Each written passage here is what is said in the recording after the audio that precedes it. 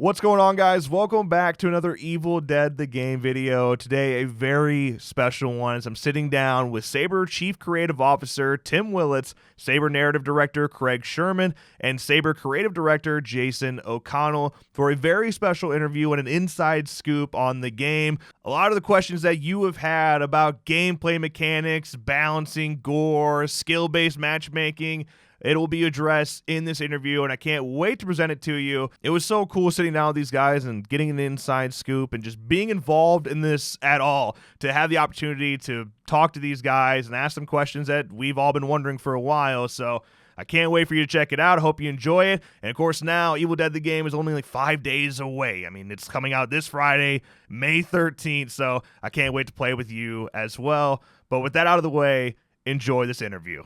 First of all, starting off, I really want to ask about the game mode, as it is, a specific set of objectives each match. How do you plan on addressing replayability and extending the game's life cycle with objectives like that?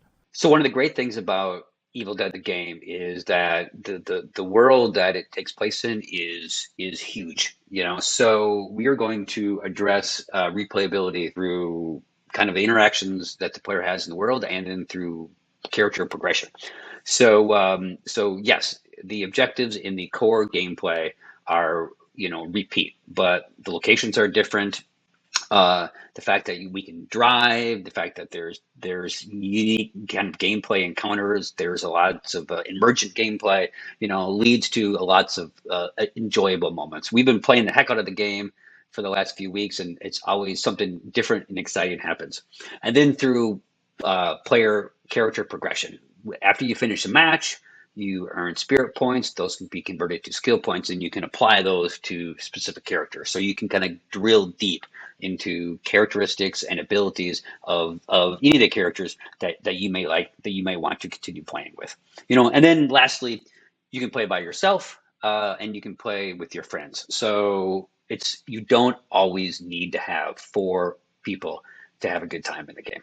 So a lot of asymmetrical horror games struggle with finding a balance between player roles. What step did you take to overcome those balancing struggles and create a fun experience for both survivors and demons? The approach we took was more of just a lot of testing, a lot of play testing, a lot of just iteration on all the different abilities that the survivors have. And when you get in there and you have the demons versus the survivors, if a demon player is more into playing as focusing on possession, for example, there are characters that can counter that possession. So almost each play style has a survivor or demon ability that can counter each other, and we just play tested the crap out of them until they were just really focused on the fun in between and how they all interact together. Obviously, there's a lot more to Evil Dead than just Ash. However, it's clear that many fans jumping into the game for the first time may want to exclusively play Ash.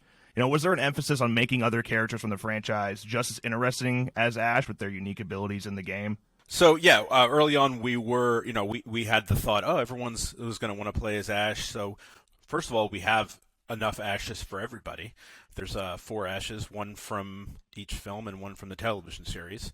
But we found, because of the unique abilities and quips and appearance of the other characters, we haven't had a situation where everyone wanted to play as Ash. The abilities are very unique, and they're unique to the characters, and they evolve. And so we all have our favorite characters to play, and we've played all the Ashes, and they're not all Ash. Not everybody wants to play as Ash once you learn how to play the game. Yeah, we actually did some experiments where in one game we all played as a different Ash, and it did not work out so well, to be honest. Really, the dream team, the perfect combination, is definitely deeper into the roster of characters. And like Craig said, people will gravitate towards their favorite character. There are 2 characters I play, and they're both not Ash. So yes. Many horde and fighter games rely on button mashing for success. What mechanics did you implement into the combat to create a skill gap, and award players for learning the ins and outs of gameplay? The dodge button. Yes, this game is predominantly a melee game. And you have your fast melee and your long melee attacks, but then there's that dodge. So it does take a while to kind of get the rhythm and kind of the dance of combat.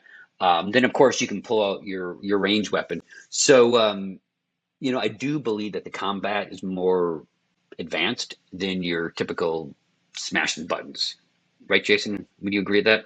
Yeah. And I think anybody that's playing, like as a demon player, as an example, and gets into the button mashing and trying to kind of chain melee, attacks together, ranged is always the perfect counter to it. There's if you get a squad that's all about, if you get like Tim, for example, if you get him in there as Amanda, if you try to go at him with melee, it's not going to work out too well. He's just gonna take you out with any ranged weapon that he's got on him. With such a learning curve to playing both survivors and the demon, do you plan on implementing a skill-based matchmaking system to help new players more easily transition into the game?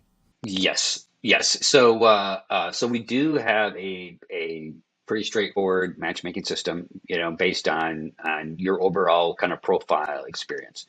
But again, I think that there are enough opportunities for you to have a good time, even if you're not completely like at the same level. Like we have people that at different skill levels that always kind of find something for He's themselves to talking do. about me.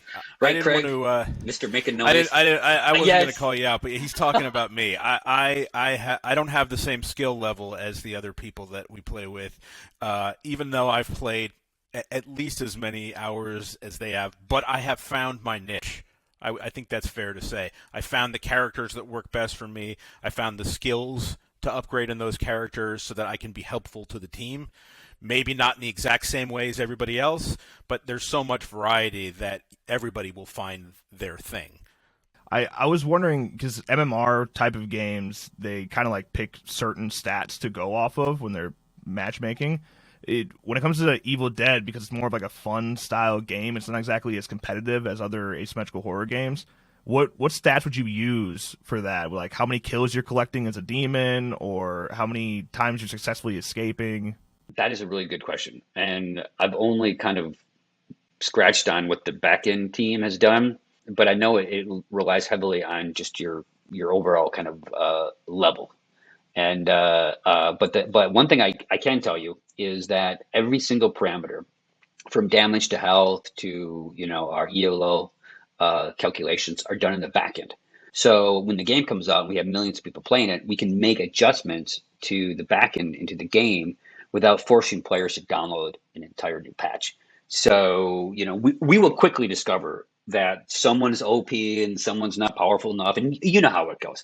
But the backend team can make those adjustments along with matchmaking parameters, so we can basically in real time kind of course correct any adjustments we need to make.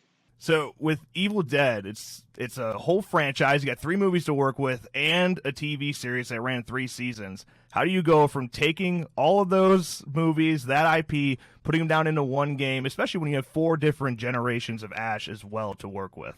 Okay, so the way that we explain it in our game is, if you go way back to the beginning of the Evil Dead universe, and the thing that started the present day Evil Dead is that Professor Noby found the Book of the Dead, the Necronomicon, in the ruins of Castle Kandar, and he takes it to his cabin where he's translating it. He's recording himself translating, and he accidentally summons the demon, which possesses his wife. Things go badly. So what we've done is we have a series of recordings that you get as rewards in the game, and each one explains a little bit of extra story that fits in within the sort of the crevices of the films and the TV show. And the story that we use to explain it is that he continues to make recordings in that cabin after Henrietta has been possessed. And what he's trying to do, he's looked at the Necronomicon and seen that there's this hero from the sky, who we know is Ash. And so he thinks if he summons this hero from the sky, he can maybe solve this problem. So he tries all these incantations from the book. And instead of getting Ash, he gets very close, but he gets all of these people who have fought and have worked with Ash, have battled alongside him, his friends, So they're all showing up when he's doing this summoning, and we can hear them showing up, and we have characters from across the 3 films and the series, and he continues to try to summon Ash, and that's how we explain how all these characters got together in the same place for this game. There's so much gore animations and Deadites dying and blood flying everywhere. What went into like the gore mechanics, and like how much did you emphasize that part of the game? So yes, Evil Dead the game is very gory, and we really wanted to create the feeling that you see in the movies and the television series. It is over the top action with Deadites getting split in half and heads popping off, and so the team put a lot of effort into crafting these really cool glory kills and special animations that really, I believe, you feel that you're in the movie or the TV series kicking Deadite ass.